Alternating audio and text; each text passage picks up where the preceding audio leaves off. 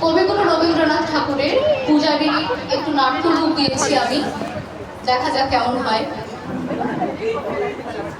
রিপতি দিন বিশাল নমিয়া বুদ্ধে মাগিয়া লইলা পাদ নখ কণা তার, স্থাপিয়া নিভৃত প্রাসাদে কাননে তাহারে উপরে রচিলা যতনে অতি অপরূপ শিলাময় স্তূপ শিল্প শোভার সার।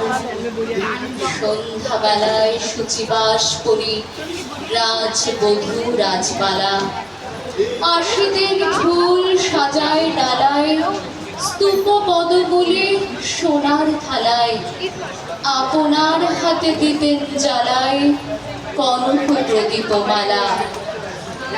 অজাত শত্রু রাজা হলো যবে পিতার আসনে আসে, পিতার ধর্ম শনিতের স্রোতে মুছিয়া ফেলিল রাজপুরী হতে, স্বপিন যজ্ঞ অনল আলোতে বৌদ্ধ শাস্ত্র রাশি। কহিল ডাকিয়া অজাত শত্রু রাজপুর নারী সবে, বেদ ব্রাহ্মণ রাজা ছাড়ার কিছু নাই ভবে পূজা করিবার, এই কটি কথা যেন মনে সার, ভুলিলে বিপদ হবে। সেদিন শারদ দিবা অবসান শ্রীমতী নামে সে দাসী, পূর্ণ শীতল শরীরে নাহিয়া পুষ্প প্রদীপ থালায় গাহিয়া, রাজমহিষীর চরণে চাহিয়া নীরবে দাঁড়ালো আসি। শিবুরি সভয়ে মহিষী কহিলা এ কথা নাহি কি বলে, অজাত শত্রু করেছে রটনা, স্তূপে যে করিবে অর্ঘ রচনা, শুলের উপরে মরিবে সেজনা অথবা নির্বাসনে। সেথা হইতে ফিরি গেলা চলে ফিরে বধূ অমিতার ঘরে, সম্মুখে রাখিয়া স্বর্ণবকুল বাঁধিতেছিল সে দীর্ঘ চিকুল, আঁকিতেছিল সে যত্নে সিঁদুর সীমান্ত সীমা পরে। শ্রীমতীর হেরি বাকি গেল রেখা, কাঁপি গেল তার হাত, কহিল অবোধ কি সাহস করে এনেছিস পূজা, এখনই যা চলে কে কোথা দেখিবে ঘটিবে তাহলে বিষম বিপদপাত। অস্তরভীর রশ্মিয়া ভাই খোলা জানালার ধারে, কুমারী শুক্লা বসে একাকিনী পড়িতে নিরত কাব্য কাহিনী।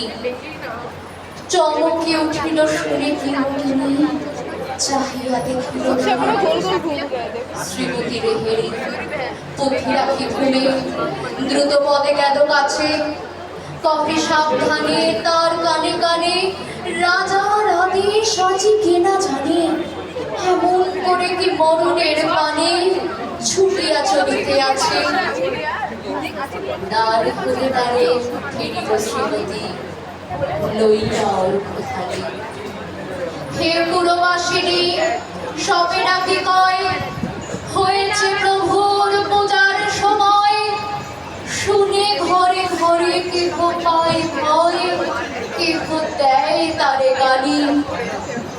দিবসের শেষ আলো কমিলালো নগর সৌধ পরে, পথ জনহীন আধারে বিলীন, কলকলা ফল হয়ে এলো ক্ষীণ।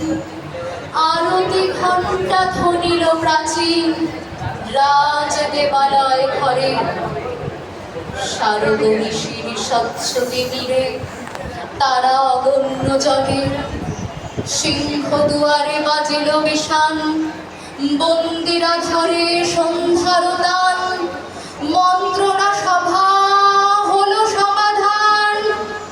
দাড়ি ফুকারিয়া বলে এমন সময় ফেরিল চমকে প্রাসাদে প্রহরী যত, রাজার বিজন কানন মাঝারে স্তূপ পদ বলে গহন আধারে। জ্বলিতেছে কেন যেন সারে সারে প্রদীপ মালার মতো।